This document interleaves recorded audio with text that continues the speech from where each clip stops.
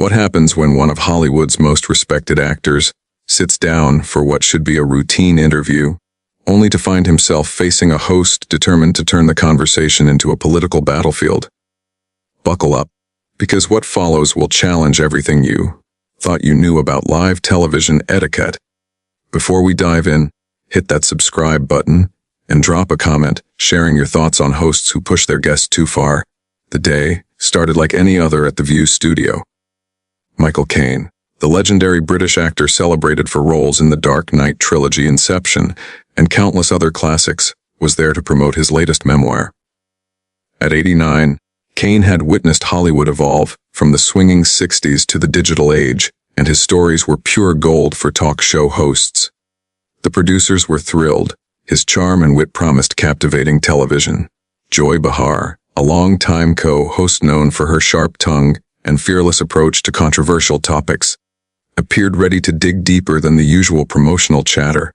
As Caine settled into his chair, adjusting his signature glasses and straightening his jacket, the other hosts, Whoopi Goldberg, Sarah Haynes, and Sunny Hostin, greeted him warmly. "It's such an honor to have you here, Michael." Whoopi began with genuine warmth. "Your new book has some incredible stories about your 6-decade career." Caine smiled, his distinctive voice immediately recognizable. "Thank you, Whoopi. It's lovely to be here. At my age, I thought it was time to put some of these stories down on paper before I forget them all." The audience chuckled, charmed by his self-deprecating humor. Sarah Haynes leaned in eagerly. "Your book covers everything, from your early days in London to working with Christopher Nolan. What's the biggest change you've seen in the industry?" Caine replied thoughtfully. "The technology is extraordinary now. When I started, everything had to be perfect in one take because film was expensive. Now you can shoot for hours and fix anything in post-production. But the fundamentals haven't changed. You still need good stories and actors who can tell them convincingly." The conversation flowed effortlessly as Caine shared anecdotes about working with legendary directors and actors, offering advice to aspiring performers, and even revealing his tip about not blinking on camera, a small lesson that had helped countless actors over the years. "You've worked with so many incredible directors," Sunny Hostin noted. "Christopher Nolan, Woody Allen, John Huston. Do you have a favorite collaboration?" "They're all different," Caine said. "Christopher is a master of complex narratives. Woody has an incredible ear for dialogue. And John, well, John taught me the camera sees everything, even what you think you're hiding." Through these exchanges, Joy Behar remained unusually quiet. Those familiar with her knew she was waiting for the right moment, the look in her eyes signaling a conversational bomb was imminent. As the interview progressed, Caine discussed his working class upbringing in South London, his various jobs before acting, and his philosophy on staying grounded despite Hollywood's success. "I've always believed that no matter how successful you become, you should never forget where you came from," he said. "My mother worked as a char lady, cleaning offices at night to support us. That's real work, and it kept me humble throughout my career." The other hosts nodded, moved by his sincerity, but Joy had waited long enough. Speaking of staying grounded, she interjected, her tone noticeably sharper than the rest of the conversation had been. "You've been quite vocal about certain political issues over the years." Joy began, her tone sharp. "Some might say your views are a bit outdated for someone who claims to understand the working class." The temperature in the studio seemed to drop several degrees. Caine's expression remained polite, but a subtle tightening around his eyes suggested he sensed where this was heading. "I'm not sure what you mean, Joy," he replied carefully. "I've always tried to focus on my work rather than politics." "Really?" she pressed, leaning forward with that signature relentless posture. "Because I recall your comments on Brexit. They were pretty definitive. And some of your opinions on social issues. Frankly, they seem out of touch with modern values." The other hosts exchanged uneasy glances. This was not the path they expected, and the audience could feel the tension building. Caine, however, remained composed, the kind of composure earned over decades of navigating high-pressure situations. "Well, Joy," he said diplomatically, "everyone is entitled to their opinion. I've lived through a lot of changes, and I form my views based on my experiences. I don't expect everyone to agree with me, and I don't agree with everyone else. But Joy was unsatisfied. She had clearly come prepared for a confrontation, and she wasn't letting him off easily. That's a very diplomatic answer, Michael. But let's be honest, she continued, her voice edging into something sharper. When you have a platform like yours, don't you have a responsibility to use it thoughtfully? Some of your statements have been problematic. Caine raised an eyebrow. For the first time since sitting down, the calm veteran showed the slightest crack. Problematic. That's quite a strong word, Joy. Could you clarify what you find problematic? Joy leaned in further, clearly relishing the moment. For starters, your remarks about young actors today, suggesting they lack the work ethic of your generation. Isn't that condescending? And then there are your views on social movements that, frankly, make you sound stuck in the past. Whoopi tried to intervene, sensing the interview spiraling. Joy, maybe we should get back to Michael's book and his incredible career. But Joy waved her off dismissively. No, Whoopi, this is important. Our viewers deserve to hear this from influential people on our show. Caine's polite confusion shifted toward something sharper. There was now a steel in his voice that hadn't been there before. Joy, I'm not quite sure what you're trying to accomplish here, he said, his British accent sharpening with impatience. I came on your show to talk about my memoir, my career, and maybe share a few stories to entertain your audience.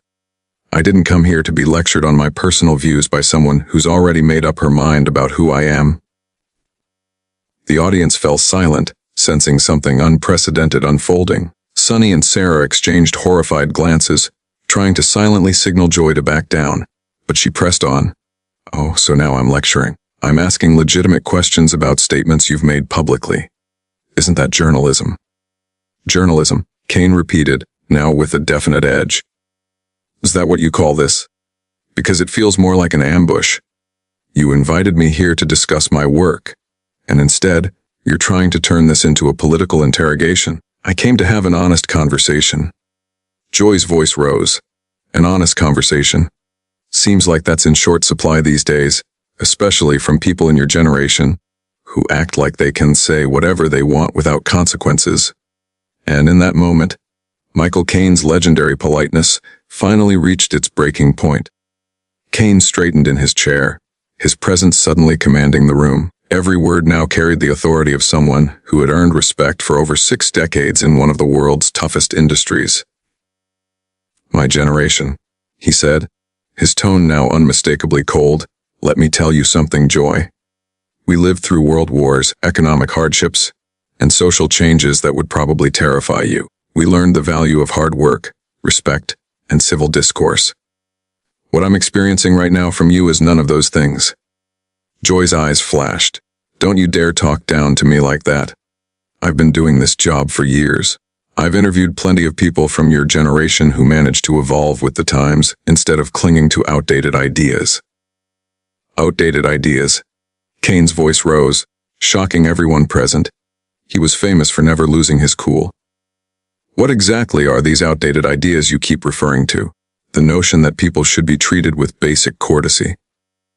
That when you invite someone to your show, you should actually let them speak about what they came to discuss. Whoopi tried again to intervene. Okay, let's all take a breath and maybe redirect the conversation. But Joy cut her off. I'm sorry if you don't like my questions, Michael, but this is real journalism. We don't just give celebrities a platform to promote their books without addressing the problematic things they've said. Problematic? Problematic? Problematic? Problematic? Caine repeated, his frustration now visible. You keep using that word, but you still haven't told me what exactly I've said that's offensive. Are you going to enlighten me, or just continue with vague accusations? Joy leaned back, a smirk of satisfaction on her face. Fine. Your comments about young actors not understanding real struggle. Your dismissive attitude toward social justice movements. Your general air of superiority when anything challenges your worldview. Should I go on? Caine paused. Those who knew him well recognized the warning sign. When Michael Caine went quiet, he was choosing his words very carefully. You know what, Joy, he finally said, deceptively calm. I've been in this business for over 60 years. I've been interviewed by some of the finest journalists in the world, people who knew how to ask tough questions while maintaining professionalism and respect. What you're doing right now isn't journalism. It's grandstanding. The word hit Joy like a slap. Her face flushed red, her voice rising. Grandstanding? How dare you? I'm holding you accountable for your public statements, something more people should be doing. No, Caine said firmly, his voice cold now. You're trying to create drama for your television show by misrepresenting my views and attacking me personally. There's a difference between accountability and ambush television, and you seem to have chosen the latter. Sarah finally found her voice. Maybe we should move on to some of the incredible stories in Michael's book. There's a wonderful anecdote about working with Sean Connery our audience would love to hear. But Joy was unrelenting. We're not moving on until we address these issues properly. Caine turned to her, his expression unlike anything he'd ever shown on television. And what if I refuse to be part of your little performance any longer? Joy's eyes narrowed, caught off guard. Refuse? What do you mean? You're here to answer questions. That's how this works. Caine's smile was now cold, stripped of all warmth. Actually, Joy, I'm here as a guest, not a defendant in your personal courtroom. And guests have the right to expect basic courtesy from their hosts. Courtesy. Joy laughed, but it was a harsh, brittle sound. Several audience members shifted uneasily, sensing the storm that had fully arrived. You want courtesy? Joy shot back, her voice sharp. How about showing some courtesy to the people you've offended with your backward statements over the years? There it is again, Caine said, his voice calm but firm, gaining strength with each word. These mysterious offensive statements you keep alluding to, but never actually quote. It's almost as if you're making them up as you go along. Joy's face flushed an even deeper red. I am not making anything up. Everyone knows exactly what kind of person you are beneath that charming facade. And what kind of person am I? Caine's voice dropped to a dangerously quiet timbre. Please enlighten me. Tell me exactly what kind of person I am. Whoopi frantically signaled the producers to cut to commercial. But they, like the rest of the studio, seemed captivated by the unfolding spectacle. You're the kind of person who thinks his fame gives him the right to look down on everyone else. Joy continued, her voice rising. You're out of touch. Elitist, you hide behind this gentleman act while spreading views that belong in the last century. The studio fell so silent you could hear a pin drop. Even the camera operators seemed to hold their breath. Michael Caine sat perfectly still waiting. When he finally spoke, his voice was ice. I see, he said slowly. So you've invited me here today? Not to discuss my work, not to hear about my experiences, but to publicly humiliate me, based on your own prejudices about who you think I am. I came here to have an honest conversation. Joy shot back, though her voice wavered slightly. No, Caine said, rising to his feet with the same dignity that had made him a star for 6 decades. You invited me here to be your victim. You thought you could attack an old man on national television and make yourself look like some sort of crusader for justice. Joy stood as well, unwilling to be physically diminished by his presence. Sit back down, we're not finished here, she said. But we are, Caine replied, reaching for the microphone clipped to his jacket. Because I refuse to participate in this charade any longer. You can't just leave in the middle of an interview, Joy practically shouted. Caine paused, the microphone halfway to his hand, and fixed her with a look of pure disdain. Watch me. Sunny finally found her voice shakily. Michael, maybe we can start over and discuss your book properly. Caine turned to her, gentler now. Sunny, you seem like a lovely person, and I'm sorry you have to be associated with this embarrassment. But I will not be disrespected, not by anyone. Joy was relentless. This is exactly what I'm talking about. You can't handle being challenged, so you're running away like a child. Caine stopped in his tracks. He turned to her, eyes blazing, the kind of intensity none in the studio had ever seen. Running away. His voice dropped to a whisper, but it carried more menace than a shout. Lady, I've faced some of the toughest directors, producers, and critics in the world.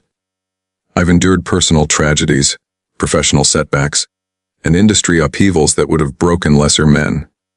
I am not running away from you. I am choosing not to waste another second of my life on someone who clearly has no interest in acting professionally. Professional? Joy laughed bitterly. You want to talk about professional? A professional would answer the questions instead of throwing a tantrum. A tantrum. Caine's voice was incredulous now.